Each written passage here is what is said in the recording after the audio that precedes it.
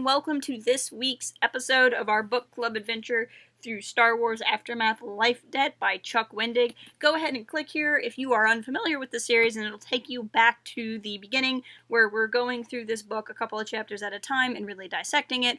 Alternatively, you can join us at the beginning of the first Aftermath book, which this is, of course, the second one. And if you want to join us all the way back from there, I would love to have you join us on our Aftermath journey, and you can find that playlist by clicking here. But with that, let's get into this week's couple of chapters. A lot of really intense stuff happened, so we're going to start with the interlude. This is the 7th interlude in the book, considering we are, like, what, 2/3 of the way through the book, and there's only been 7. That is so different from the first book. The first book had a total of 16. You know, we'll probably end up near that number, but I don't think quite as far. It's felt like there's been far fewer, and I think that's alright. It helps us feel closer to the characters that we actually see, and it makes the interludes feel more special when we get them. So as much as we have them, and I would read a whole book that is just the interludes, I do appreciate what they're doing. But with that, this interlude is a hard-hitting one. So we meet a reporter by the name of Trace and her photographer Lug, and you may remember them from the first Aftermath book in the 2nd and 6th interludes. This is the reporter and camera guy pair that is on Chandrila. There's like the protest, and people are throwing fruit, and the one senator like makes, you know, some refugee another senator so that his planet can be represented. If you remember them at all, this is the same characters, and it's really rough because Lug, the camera guy, dies, and it sucks. And it's crazy because it's so interesting following these interludes, especially when there's a story within the interludes. It's like there's a story or a book within a book. Even though you don't spend a lot of time with them, it's only the 3rd interlude with them, there's time that passes because we've known them over 2 books now. And it was really hard-hitting to see him go. In general, this interlude serves to show the desperation of the Empire. So there's actually a suicide run. The Empire sends in TIE fighters that just straight crash into the cityscape to take people out, because that's how crazy it is, and that's something the reporter says, that, you know, you can tell that the Empire is fighting itself back from a corner because it's doing this kind of thing. I think that is a very important note, but this interlude ultimately is also about, you know, the cost of war, and that even somebody who should really be considered neutral in a fight, like a reporter, is still in danger. And just to see somebody who would, in theory, be jaded, right?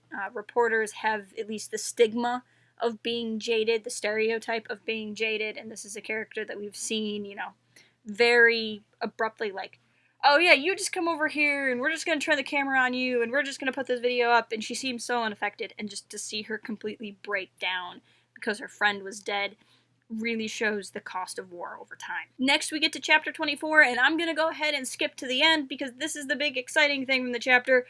Brenton is alive! He's alive. Nora found him after spending years and years and years searching for him. She finds him by accident, hidden in the same place as Chewbacca.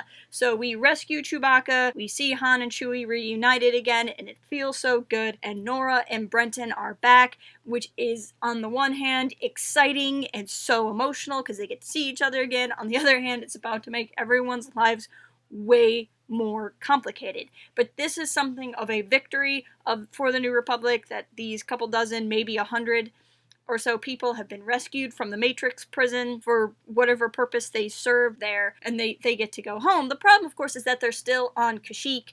You know, they weren't supposed to be there anyway, so they have to try to get everyone out, and we're going to see how that kind of comes around in later chapters. But one of the more important things is really the beginning of the chapter, where Rax is looking at a breakdown. Once again, a picture of Rax provided by my buddy, Supreme Leader Honda. Rax is watching a feed of the prison, sees everything cut out, sees that the prisoners are getting away, and he's happy about it. It's going according to plan. So this is the frustrating thing about Rax, is every time the New Republic gets a victory, it's the victory that Rax wanted them to get.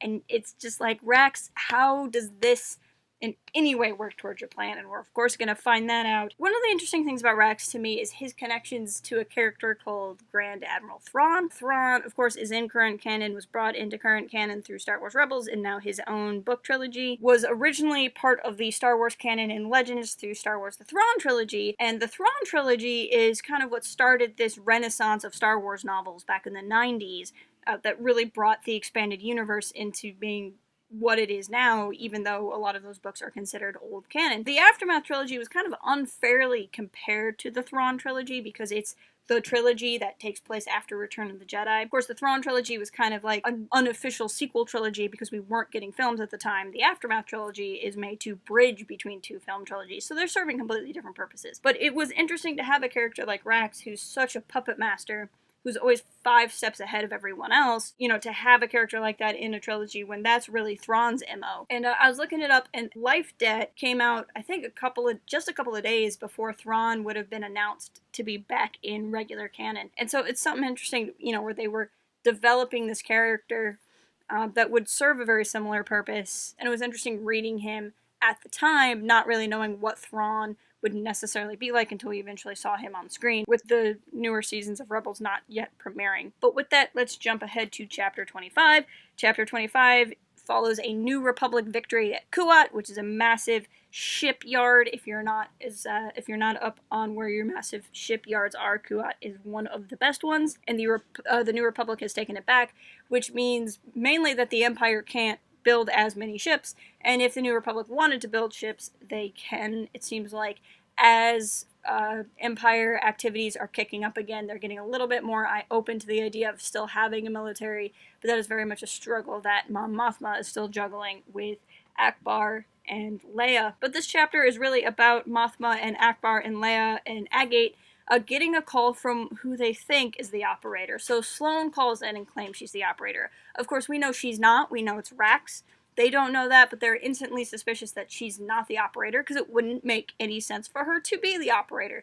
But she explains that she did it because by giving away all this information, she took out all of her rivals, which is true because that's what Rax was doing. Rax was systematically taking out Sloane's rivals. So the logic follows, even if it wasn't really her. Sloane then offers them a chance to make peace. She doesn't want to surrender and will go to the Rebels' planet. However, those of us who were remembering the chapters earlier know that Rax was planning an attack on Chandrila, and that is exactly where Sloane wants to have these peace talks with Mon Mothma. So now there's all this tension of what's going to happen because we still don't know what Rax's plan is.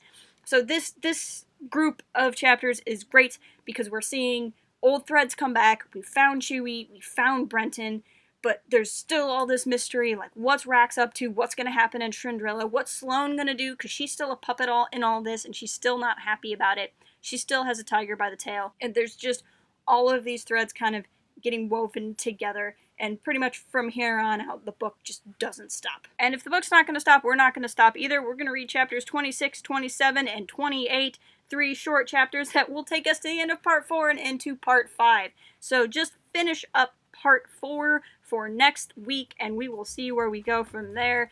Thank you so much for always chatting with me and following along with these books. Please leave me a comment letting me know what you thought of this week's reading.